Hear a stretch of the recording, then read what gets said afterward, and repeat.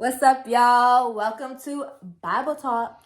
And we talk Bible. Bible. Now, I know a lot of y'all may have what's so-called enemies or so-called people that was your enemy before you got saved. Yeah. So we have to not think about that wrong thing that our enemies did to us. Some people been hurt by lies, slander on their names. Some people been double-crossed where they feel like their enemies crossed their back and maybe talk to somebody that you was dating, or maybe lied on somebody lied on you and had you hated by certain groups or people, or just made you look like you had bad morals. But right now, I need you to believe that your enemies can even change.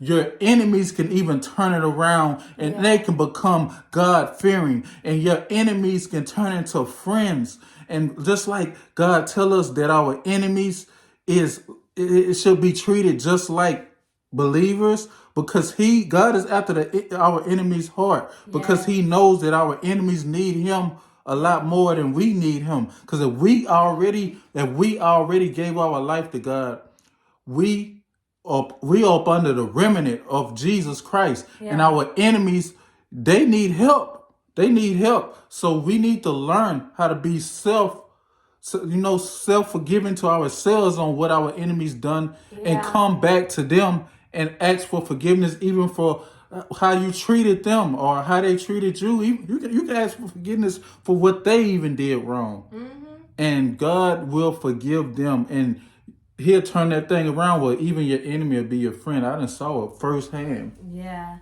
And one of the key things with even tying back into deliverance, what we've been talking about, is that the enemy will try to keep you from your full deliverance through your unforgiveness.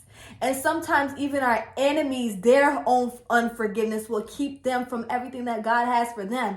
And our whole motive as believers is love. Everything we should do, we should live, breathe, eat, love. Why? Because the Father is so loving. The Bible literally says God is love, right? The Bible says that perfect love casts out all fear.